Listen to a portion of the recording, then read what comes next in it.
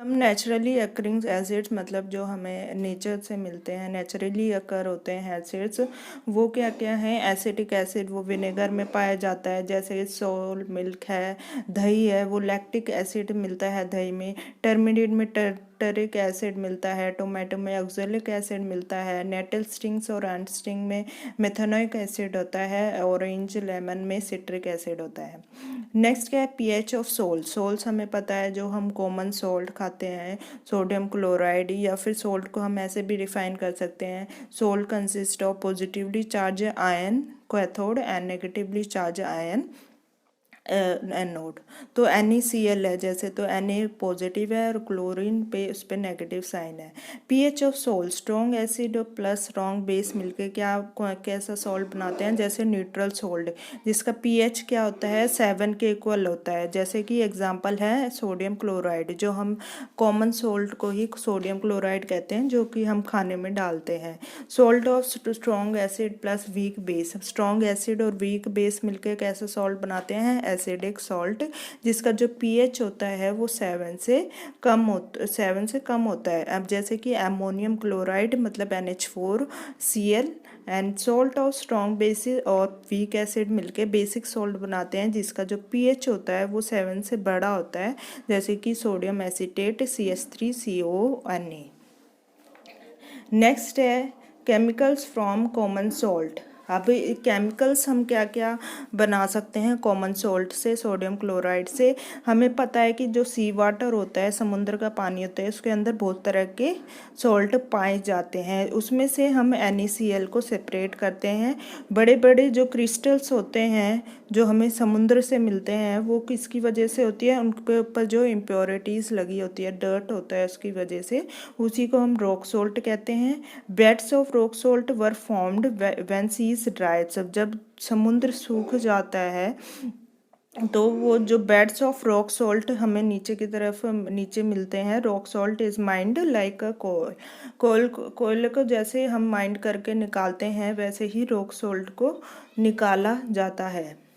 अब केमिकल्स क्या क्या बनते हैं कॉमन सॉल्ट सोडियम क्लोराइड से, सोडियम हाइड्रोक्साइड पहला हम कह सकते हैं सोडियम हाइड्रोक्साइड है, और सेकंड है bleaching powder, baking soda, washing soda, plaster of Paris.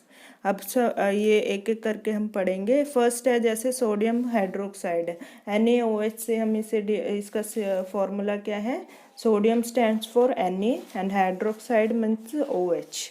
तो जब हम NaCl के एक्वस सॉल्यूशन को NaCl के एक्वस सॉल्यूशन को हम क्या बोलते हैं, ब्राइन। ठीक है, जब उसको हम उसके थ्रू इलेक्ट्रिसिटी पास करवाते हैं तो इससे डिकम्पोज करके हमें क्या मिलता है, सोडियम हाइड्रोक्साइड। और इस प्रोसेस को क्लोर एल्कली प्रोसेस भी कहते हैं। क्लोर स्टैंड करता है क्लोरीन और एल्कली स्टैंड करता है NaOH which is a base. जैसे कि इसकी रिएक्शन हो जाएगी 2NaCl plus 2H2O 2NaOH plus chlorine plus hydrogen gas. तो NaCl मतलब कॉमन सोल्ट ने रिएक्ट किया, फिर हमें प्रोडक्ट में क्या मिला, सोडियम हाइड्रोक्साइड और क्लोरीन और प्लस हाइड्रोजन। ये एक वो डायग्राम है जिसके थ्रू बताया गया, जैसे ये ऊपर की तरफ एरो जा रहा है मतलब क्लोरीन गैस निकल रही है, और जो हाइड्रोजन गैस है वो भी मिल रही है हमें, और ब्राइम डाल रहे हैं हम, और ब्राइन कंटेनिंग NaOH हमें मिल रही है। एट एनोड पे क्लोरीन गैस मिल रही है, मतलब क्लोरीन पे कैसा चार्ज होता है, नेगेटिव, और एनोड क्या होता है, पॉजिटिव। तो नेगेटिव पॉजिटिव की तरफ अट्रैक्ट होती है। और कैथोड पे हाइड्रोजन गैस मिल रही है, तो हाइड्रोजन कैथोड की तरफ अट्रैक्ट है, H+ आयंस। नियर कैथोड के पास को क्या फॉर्म हो रहा है, NaOH फॉर्म हो रहा है। अब यूजेस क्या क्या हैं, जो H2 है वो फ्यूल्स मैग्रीन में यूज़ होता है, या फिर chlorine gas water treatment PVC CFC में यूज़ होते हैं। NaOH degreasing metal soaps and paper making में यूज़ होता है, और क्लोरीन प्लस NaOH का रिएक्शन ब्लीच बनाने में यूज़ होता है। Next is baking soda CaOCl2। Baking soda नहीं, यहाँ पे क्या आएगा, ब्लीचिंग पाउडर।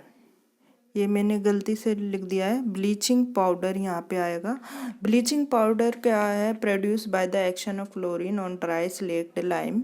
तो ये कैसे बनता है, जो हमने पीछे लगाया था, जो हमने पीछे सोडियम क्लोराइड को इलेक्ट्रिसिटी पास करी थी जब उसमें, तो हमारे पास क्या बना था, सोडियम हाइड्रोक्साइड, प्लस हमें प्रोडक्ट में क्लोरीन भी मिला था। तो क्लोरीन पे हम क्या रिएक्ट कराएंगे, कैल्शियम हाइड्रोक्साइड को, तो हमारे पास ब्लीचिंग प्रोडक्ट आ जाएगा, प्लस हमें वाटर मिलता है। यूजेस क्या क्या हैं अभी ब्लीचिंग पाउडर के, bleaching cotton and लाइनन industry, textile industry में यूज़ है, वुड इंडस्ट्रीज में इसका यूज़ होता है, ऑक्सीडाइजिंग एजेंट का काम करता है केमिकल इंडस्ट्रीज में, डिसइंफेक्टिंग ड्रिंकिंग वाटर को क्लीन करने के लिए, जर्म्स क्लीन करने के लिए इसका काम करता है। Next is baking soda, that is sodium hydrogen carbonate, NaHCO3 से इसे हम करते हैं। इसमें भी रॉ मटेरियल सॉल्ट होता है, NaCl plus H2O plus CO2 plus